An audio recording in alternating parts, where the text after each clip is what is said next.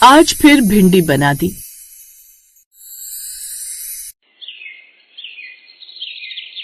अरे ये क्या, आज फिर भिंडी बना दी? भैंस की पूंछ, रोज रोज ये भिंडी खाकर तो मेरे पेट की आंतड़ियां भी जवाब दे गई हैं। अब तो वो भी इसे खाने से इनकार कर रही है, और ये भिंडी ऐसी लतपती क्यों बनी है जैसे इसे पोलियो मार गया हो। ठीक कह रही है रश्मि, अब तो इस भिंडी को खाकर तो मेरा पेट भी दुखने लगा है। सही कह रहा है, भिंडी की सब्जी तो जैसे मेरे दांत में भी अटक गई हो। कमबख्त ये बीज तो जैसे निकलने का नाम ही नहीं ले रहा। अब तो ऐसा लगता है कि ये दांत उखड़वा कर ही मानेगी। बहू की बनाई हुई भिंडी तो बड़ी महंगी पड़ेगी मुझे।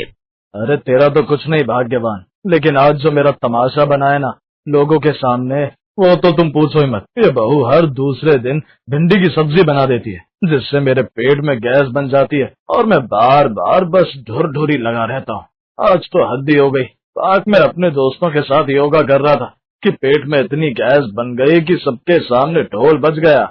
ये बात सुनकर वो सभी हंसने लगते हैं। हाँ हाँ, हंस लो तुम लोग। वैसे भी तुम लोगों को हंसने के अलावा और आता ही क्या है। लेकिन ये भिंडी, ये मुझसे और नहीं खाई जाएगी। तभी किचन से गर्मा गर्म पराठे लेकर उनकी बहू अंतर आती है। ये लीजिए, गर्मा गर्म पराठे तैयार है। अरे ये क्या, आप सबने अभी तक भिंडी चखी भी नहीं? नहीं बहू, अब और नहीं, अब और ये अत्याचार हम नहीं सह सकते। हमसे ये भिंडी अब ना खाई जाएगी। माँ जी, मेरे पापा ने इतने प्यार से भिंडी दी और आप उसे खाने से इनकार कर रही हैं। उन्हें पता चलेगा तो कितना बुरा लगेगा। आखिर ऐसी कौन सी बात थी कि अब घर वालों का भिंडी खाना मजबूरी बन गया था? तो ये जानने के लिए आइए चलते हैं इस कहानी की शुरुआत में।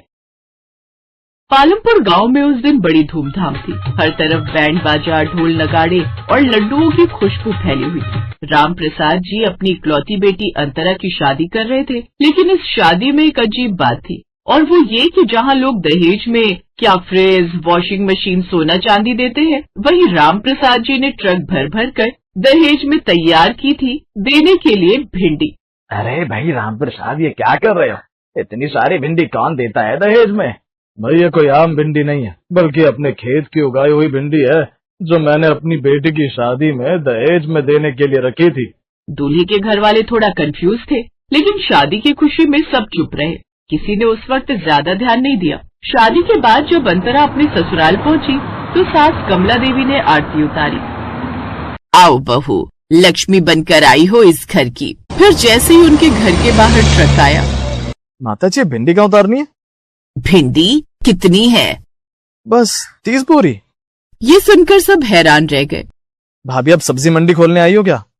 अरे नहीं नहीं देवर जी, ये तो मेरे पापा का प्यार है। वो क्या है ना, हमारे खेत है गांव में जिसमें पापा भिंडी की खेती करते हैं, इसलिए उन्होंने ये भर भर कर दे दी है। अगर मेरे और माँ के बाद उनके दिल के कोई सबसे ज्यादा गरीब है तो वो ये भिंडी है, और उनकी भिंडी खराब हो ये उन्हें बिल्कुल भी पसंद नहीं। अच्छा, बाकी की बातें बाद में कर लेना। जाओ बहू, अब तुम आराम कर लो, इतनी दूर के सफर में थक गई होंगी ना। अंतरा कमरे में चली जाती है। फिर अगले दिन उसकी पहली रसोई थी। सब सोच रहे थे कि आज खाने में कुछ खास बन रहा होगा। वाह, खुशबू तो बड़ी अच्छी आ रही है। रसोई से लगता है आज कुछ खास बन रहा है। हाँ तो बहू, आखिर किसकी पसंद की है? गांव की बहू मैं इसीलिए लाई थी ताकि किचन के काम में वो एकदम परफेक्ट हो। नहीं तो शहर की बहुओं को तो जानते ही हो, उन्हें मैगी और पास्ता बनाने के अलावा और आता ही क्या है। मुझसे तो अब इंतजार नहीं हो रहा माँ, भाभी को बोलो ना जल्दी से खाना लाने को।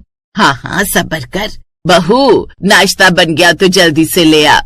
अब वो जल्दी से नाश्ता बनाकर ले आती है।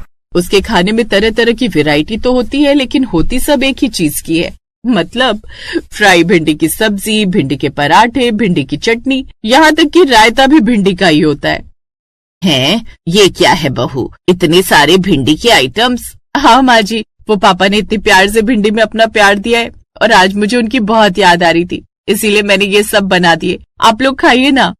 सब जहाँ पनीर की राह में थे, आखिरकार भिंडी से बना खाना खाकर ही गुजारा कर लेते हैं। लेकिन भिंडी का आतंक यही नहीं रुकता। अगले दिन फिर खाने में अंतरा भिंडी बना देती है, लेकिन इस बार भरवा भिंडी रोटी और लस्सी के साथ। उस रोज सब्जी ज्यादा चटपटी थी, इसलिए किसी ने शिकायत ही नहीं की। लेकिन फिर तीसरे दिन पड़ोस के यहाँ पार्टी थी, इसलिए सब लोग पार्टी में जाने के लिए तैयार हो गए। शुक्र है आज पार्टी आ गई, नहीं तो घर में आज भी भाभी हमें भिंडी खिलाती। सच में सभी उस रोज पार्टी में भरपेट खाना खाते हैं, क्योंकि पिछले कुछ दिनों से उनमें से किसी ने भी ठीक से खाना नहीं खाया था उस भिंडी की वजह से। देर तक वो पार्टी एंजॉय करते हैं, जिसके बाद वो घर आ जाते हैं। फिर अगली सुबह, माँ आज तो किचन से कुछ तलने की स्मेल आ रही है। लगता है भाभी आज कुछ अच्छा बना रही है। अरे वो तो मैंने ही उसे कहा था कि आज संडे है, सबकी छुट्टी है, तो नाश्ते में पकौड़े बना ले। पकौड़े? बाय गॉड माँ, फिर तो मजा आ जाएगा। फिर सब लोग मजे से खाना खाने बैठ गए। लेकिन जब अंतरा पकौड़े लेकर आई तो सब पकौड़े देखकर बड़े खुश हुए, पर जब उन पकौड़ों को उन्होंने मुंह में डाला तो उनके होश उड़ गए। बहू, ये क्या है? पकौड़े अम्मा जी, आपने ही तो कहा था बनाने को। क्यों, आपको पसंद नहीं आए? भाभी भिंडी के पकौड़े किसे ही पसंद आएंगे। नहीं नहीं, ऐसी बात नहीं ननद जी, ये भी बड़े टेस्टी होंगे, आप खाकर तो देखिए। होंगे का क्या मतलब है भाभी? आपके पहली बार बना रही हो? हाँ बिल्कुल सही पकड़े हैं देवर जी, ये तो आज मैंने पहली बार बनाए हैं। माँ और ले आओ एक्सपेरिमेंट करने वाली बहू। अब चुप कर और चुपचाप खा ले, नहीं तो फिर ये इमोशनल हो जाएगी कि मेरे पापा ने इतने प्यार से भिंडी दी है दहेज में और आप लोग उसकी कदर नहीं कर रहे। सही कहा। अब एक काम करो, चुपचाप आंखें बंद करके इसे पनीर के पकौड़े समझकर खा लो, तो अपने आप अलग से उतर जाएंगे। अब वो सब एक साथ आंखें बंद करके खाने लगते हैं। उनको ऐसे खाता देख अंतरा बड़ी खुश होती है। देखा, मैंने कहा था ना आपको ये बड़े पसंद आएंगे। आप कैसे आंखें बंद करके इसके स्वाद में खोकर मजे से पकौड़े खा रहे हैं। ये तो हमारी अंतरात्मा जानती है कि कैसे हम इसे निगल रहे हैं। सभी घर वाले मजबूरी में एक बार फिर वो खा लेते हैं। फिर शाम के वक्त, बहू ये ले, आज पनीर और मटर लाई हूँ, लेकिन सुन इनमें और कुछ नहीं डालना, बस मटर पनीर की सब्जी ही बनाना और हाँ साथ में खीर भी बना लेना, समझी? आपकी बहू बड़ी समझदार है माँ जी, आप फिक्र मत कीजिए, मैं अच्छे से समझ गई कि आप क्या कहना चाहती हैं। चलो शुक्र है, कम से कम आज तो हमें मटर पनीर खाने को मिलेगा, वो भी खीर के साथ। अंतरा किचन में रात के डिनर की तैयारी में जुट जाती है। कुछ देर बाद वो सबको मटर पनीर की सब्जी रोटी के साथ परोसती है तो वो अच्छे से उस मटर पनीर की सब्जी को देखने लगते हैं। अरे ये क्या, आप सब सब्जी में क्या ढूंढ रहे हैं? यही कि कहीं इसमें भिंडी तो नहीं? क्या आप लोग भी, जब माँ जी ने मना किया था तो फिर मैं इसमें भिंडी कैसे डाल देती। वाह, देखा क्या कमाल की बहू है मेरी बात कितनी मानती है। तभी अंतरा खीर की कटोरियां आगे रखती है। वो तो मैंने इस खीर में डाली है। ये सुनते ही सबके कान से धुआं उठने लगता है। खीर में भिंडी? हे भगवान, ये कौन से जन्म का बदला ले रहा है तू हमसे। लेकिन उस रोज भी वो सब मन मारकर अंतरा का मन रखने के लिए वो खाना खा लेते हैं और ये सिलसिला अगले कुछ दिनों तक चलता रहा। लेकिन हर चीज में भिंडी खाकर अब वो सब ऊब गए थे। नहीं बहू, अब और नहीं, अब और ये अत्याचार हम नहीं सह सकते, हमसे ये भिंडी अब नहीं खाई जाएगी। माँ जी, मेरे पापा ने इतने प्यार से भिंडी दी और आप उसे खाने से इनकार कर रही हैं। उन्हें पता चलेगा तो कितना बुरा लगेगा। बहू, जीवन में हर चीज का बैलेंस जरूरी है। हम तुम्हारे पिता के प्यार का अनादर नहीं करते, लेकिन हर चीज की हद होती है। किसी भी चीज को हद से ज्यादा खाया जाए तो उसकी इच्छा खत्म हो जाती है। हम इतने दिनों से ये भिंडी मजबूरी में खा रहे ताकि तुम्हें बुरा ना लगे, लेकिन बस अब और नहीं खाई जाती। अंतरा को सारी बात अब समझ में आ गई कि उसका मन रखने के लिए उसके ससुराल वालों ने कितने दिनों तक ये भिंडी खाई है। अब अंतरा ने बाकी बची हुई भिंडी आस पड़ोस में बांट दी, साथ ही कुछ गरीबों को भी दान कर दी। साथ ही अब वो खुश थी कि उसके पिता की दी हुई भिंडी कितने लोगों के मुंह में चली जाएगी।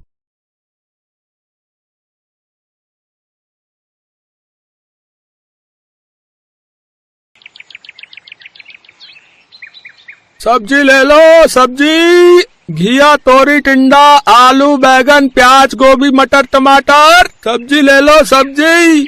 ओ विभा भाभी, सब्जी लेनी है क्या? हाँ हाँ भैया रुको, अभी आती हूँ। सुनिए, सब्जी वाला आ गया है, बता देते आज खाने में क्या बनाऊं। मुझे क्या पता, जो मर्जी बना लो। माँ बाबूजी से पूछ लो क्या खाएंगे। बाबूजी आप बताओ क्या बनाऊं खाने में। अपनी सास से पूछो, वही बताएगी। अरे मैं क्या बताऊंगी, आशीष और मनीष से पूछो, ये दोनों ही नखरे करते हैं। मैं तो जो बनता है सब कुछ खा लेती हूँ। तुम दोनों ही बताते जाओ कि आज खाने में क्या बनाऊं। देख लो मम्मी, मुझे क्या पता, मुझे लेट हो रहा है। मुझे भी नहीं पता, जो बनाओगे खा लूंगा। किसी ने भी विभा को ठीक से जवाब नहीं दिया। हर बार की तरह विभा को खुद से जो समझ आया सब्जी वाले से खरीदने लगी। 1 किलो आलू, प्याज और टमाटर कर दो। ये भिंडी भी 1 किलो कर दो। भाभी बढ़िया करेले लाया था, कर दूं? करेले कोई नहीं खाता भैया, बस यही कर दो। या एक काम करो, 1 किलो गोभी भी कर दो। विभा ने सब्जियां ली और रसोई में आकर खाना बनाने की तैयारी करने लगी। सुबह का नाश्ता निपट चुका था। विभा ने दोपहर के लिए दाल चावल बना लिए। सब लोग एक साथ खाना खाने बैठे। दाल चावल और गोभी आलू की सब्जी देखकर दोनों मुंह बनाने लगे।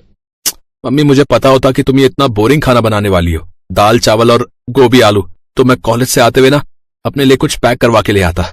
ये सब तो मेरे से खाया ही नहीं जाएगा। मुझे भी ये सब देखकर भूख ही मर गई है। मैं तो अपने लिए पिज्जा ऑर्डर कर रहा हूँ। विभा, दाल में नमक डालना भूल गई थी क्या? फीकी दाल बनाई है लगता है। तुम खाना बनाना भूलती जा रही हो। गोभी आलू मेरे लिए बिल्कुल मत बनाया करो भाई, मुझे तो गोभी आलू खाकर गैस बन जाती है। हाँ, मुझे भी गोभी आलू से गैस बनती है। विभा, इतनी सब्जियां आई हुई हैं, तुम्हें ये 1-2 सब्जी ही मिलती है क्या बनाने के लिए? कोई हरी सब्जी भी बना लिया करो। जब देखो दाल चावल गोभी यही सब तुम बनाती हो। आप सबसे पूछती तो हूँ कि क्या बनाऊं खाने में, कोई जवाब तो देता नहीं है। अब मैं भी अकेली खुद से कितना सोचकर कुछ बनाऊं। रात को खाने में क्या बनाऊं बता देना। अब मेरे पास इतना फालतू टाइम नहीं है कि मैं तुम्हें बताऊं कि खाने में क्या बनेगा। मुझे भी दुकान पर 100 काम होते हैं। खुद की समझ से भी ढंग का कुछ बना लिया करो विभा। चलो, मेरा खाना हो गया, मैं कुछ देर सुस्ताकर फिर दोबारा दुकान खोलूंगा। घर में सबके इस तरह के व्यवहार से विभा बहुत आहत होती थी।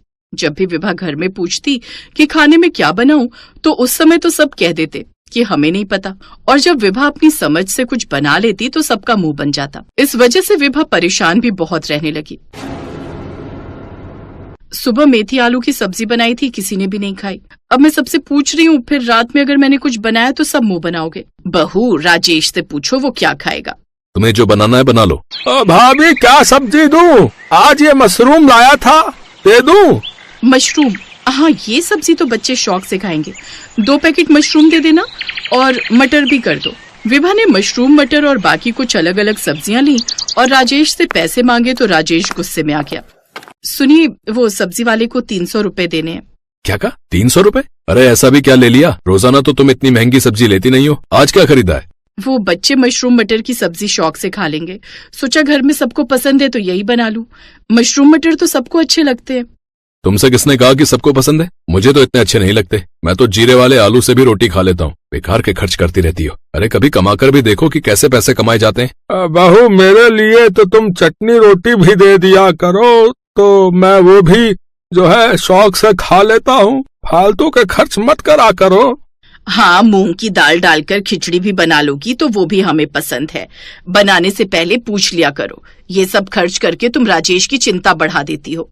विभा, कम से कम एक बार बनाने से पहले पूछ तो लिया करो। अपने दिमाग से कुछ भी मत बनाने की सोचा करो। मम्मी, आपने बेकार में मशरूम मटर खरीद लिए। मेरे तो आज दोस्त के घर पार्टी है, उसका बर्थडे है तो मैं वहां जाऊंगा। मैं रात को घर पर खाना नहीं खा रहा हूँ। मम्मी, मशरूम मटर रहने दो, वो तुम ढंग का कुछ खाने का तो बनाती नहीं हो, इसलिए मैंने शाम को अपने दोस्त को बोल दिया था कि वो हम सब के लिए ना अपने घर में बटर चिकन बना रहा है। अब आप तो नॉनवेज बनाते नहीं हो, अब मेरे फ्रेंड के घर बनता है तो मैंने उसे बोल दिया। मैं तो वहीं बटर चिकन खाने वाला हूँ। बाकी आप दादी दादू से पूछ लो, अगर ये लोग मशरूम मटर कहते हैं तो आप इनके लिए बना लेना। देखा, फालतू के पैसे लग गए ना। तुम भी अपने दिमाग से कुछ भी करती रहती हो। अरे कम से कम पूछ लिया करो। ये सब करके तुम पैसों की बर्बादी करती हो। विभा को फालतू में उस दिन बहुत सुनना पड़ा था। विभा की बेटी शिखा, जो भाइयों में सबसे बड़ी थी, उसका ससुराल शहर में ही था। वो अपनी माँ को इस तरह से घर में पिसते हुए कई सालों से देखते आ रही थी। वो अचानक ही उस समय घर आई और उसने सारी बातें सुन ली। मम्मी, एक काम करो, कल से तुम रसोई में कुछ भी नहीं बनाओगी। जिसको जो खाना है अपने आप बनाएगा। बहुत हो चुका। मैं नहीं चाहती कि इन सब की टेंशन लेकर आप बीमार पड़ जाओ। जब देखो आप इसी चिंता में लगे रहते हो कि क्या बनाऊं खाने में, क्या बनाऊं खाने में। जब देखो आप इन सब के बारे में ही सोचती रहती हो। अरे शिखा, ऐसे नहीं बोलते, गुस्सा क्यों हो रही है? मम्मी, गुस्सा होने की तो बात है। आज नहीं लड़ोगी अपने लिए तो कभी नहीं लड़ पाओगी। इन सबको भी समझ आनी चाहिए कि आप इनके अपने हो, और ये सब आपकी फीलिंग्स को नहीं समझते। पल भर में सबने बोल दिया कि मशरूम मटर बहुत महंगे हैं या हम नहीं खाएंगे। अरे बनाने वाले को भी तो देखो कितना दिमाग लगाना पड़ता है, और जब कुछ खाने का बना देती हो तो ये सब मुंह बना लेते हैं। आप सबने खुद कभी सोचा है? दादाजी, दादी जी, पापा, आशीष, मनीष, सोचो मम्मी को कितनी प्रॉब्लम होती है आप सबकी इन बातों से। उनकी जगह अपने आप को देखो। अगर आप सबके ऊपर ये जिम्मेदारी हो तो क्या आप लोग परेशान नहीं हो जाओगे? एक गृहिणी के लिए खाने में क्या बनाऊं, ये सवाल दिमाग में टेंशन ले आता है। रात को सोते हुए सुबह की टेंशन, सुबह के नाश्ते के बाद दोपहर की टेंशन, दोपहर के खाने के बाद शाम की चाय की टेंशन, फिर रात के खाने की टेंशन। एक गृहिणी को ये सब टेंशन क्यों लेनी पड़ती है? अगर आप सब भी अपनी पसंद का खाना बता दो तो हमारी आधी टेंशन दूर हो जाएगी। फिर हमें सोचना ही नहीं पड़ेगा कि हम खाने में क्या बनाएं। शादी के बाद मैंने भी मम्मी की उस प्रॉब्लम को समझा। शादी से पहले मैं भी इन सब बातों को नहीं समझती थी, पर अब मेरे साथ भी ऐसा ही होता है। इसलिए मैंने अपने ससुराल में कुछ रूल्स बना लिए और मैं चाहती हूँ कि यहाँ भी यही रूल्स फॉलो हो। शिखा की बातों का उसके परिवार पर बहुत गहरा असर हुआ। और सबने शर्मिंदगी से अपने सिर झुका लिए। सबको अपनी गलती का एहसास हुआ और उन्होंने अपने व्यवहार को बदला और उसी पल से सबने विभा को महत्व देना शुरू कर दिया। अगले दिन जब सब्जी वाला दरवाजे पर आया तो विभा को पूछने की जरूरत ही नहीं पड़ी। अरे बहू, सब्जी वाला आया है तो मटर और आलू ले लो। आज दोपहर के खाने में मटर आलू की सब्जी बना लेना। तुम्हारे बाबूजी बहुत दिनों से कह रहे थे। उस दिन के बाद विभा को कोई परेशानी नहीं हुई, क्योंकि आज खाने में क्या बनाऊं शब्द दोहराने की दोबारा कभी जरूरत ही नहीं पड़ी।